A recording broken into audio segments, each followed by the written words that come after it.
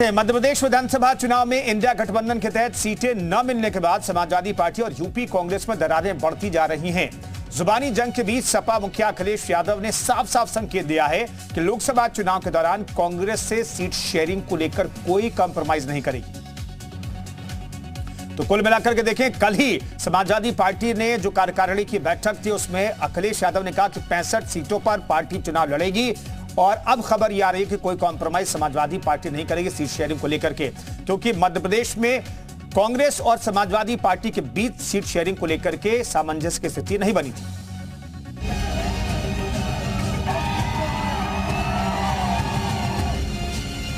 अखिलेश यादव ने यूपी चुनाव के लिए साफ कर दिया है कि वो 65 सीटों पर चुनाव लड़ेंगे। दरअसल मध्य प्रदेश चुनाव में टिकट बंटवारे के बाद से समाजवादी पार्टी और कांग्रेस के बीच सब कुछ ठीक ठाक नहीं चल रहा है।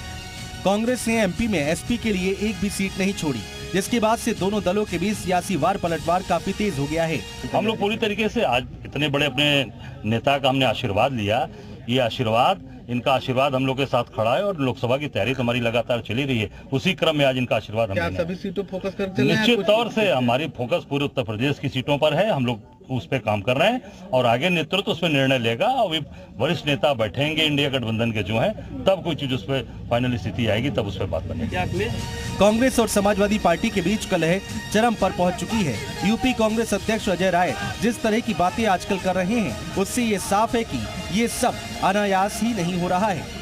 इसके पीछे या तो कांग्रेस की या अजय राय की सोची समझी रणनीति काम कर रही है। वहीं अखिलेश के ऐलान के बाद कांग्रेस ने यूपी में सभी 80 सीटों पर तैयारी शुरू कर दी है।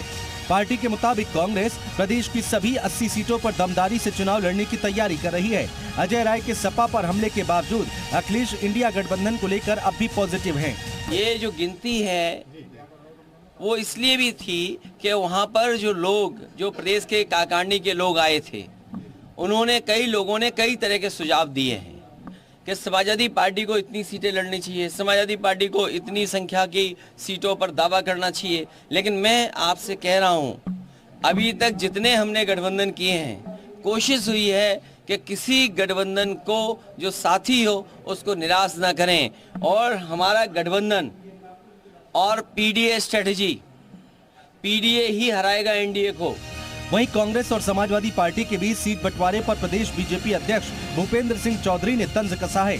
उन्होंने कहा है कि ये सभी सीजनल लोग हैं। जब चुनाव आता है तो जनता को धोखा देने के लिए ऐसी हरकतें करते हैं। जहां तक गठबंधन की बात है, इतिहास पर नजर डालें तो देश की जनता जानती है कि किसी भी गठबंधन में आगे चलकर क्या होता है। ये सब सीजनल लोग हैं। जब चुनाव आता है तो इस प्रकार का प्रयास जनता को भ्रमित करने के लिए करते हैं। गठबंधन का जहाँ तक है, गठबंधन का इतिहास अगर आप देखेंगे तो गठबंधन के बाद की स्थिति देश की जनता सब जानती है। ना कांग्रेस ना समाजवादी पार्टी किसी अलायंस के गठबंधन के प्रति ये लोग जवाबदेही इनकी नहीं है और ना ही ईमानदार है उसके प्रति। जैसे जैसे लोकसभा चुनाव नजदीक आ रहे हैं, वैसे वैसे विपक्षी गठबंधन की कलह खुलकर सामने आने लगी है। एक ओर बिहार के मुख्यमंत्री कांग्रेस से नाराज दिखाई दे रहे हैं, तो वहीं दूसरी ओर अखिलेश यादव भी यूपी में कांग्रेस को ज्यादा तवज्जो देने के मूड में नहीं है। ऐसे में सवाल ये उठता है कि क्या इस पूरी कलह की वजह कांग्रेस ही है या फिर कांग्रेस सपा को अपने जाल में फंसाने की प्लानिंग कर रही है। ब्यूरो रिपोर्ट, जी मीडिया।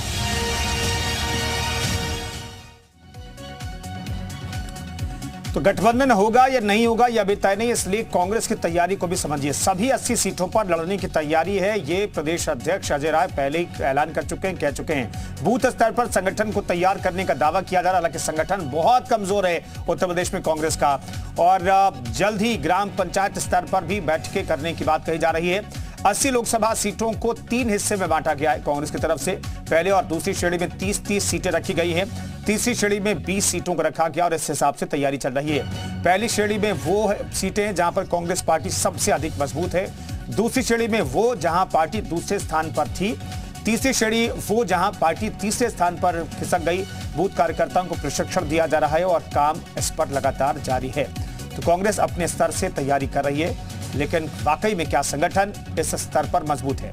यूपी में कांग्रेस का प्रदर्शन दरअसल देखिए 2009 की बात करें तो तब 21 लोकसभा की सीटें कांग्रेस के पास थी, लेकिन अगले साल क्या स्थिति हो गई 2014 में जब बीजेपी की लहर चली, प्रधानमंत्री मोदी की लहर चली, तो ये सीटें घट करके 2 तक पहुंच गई।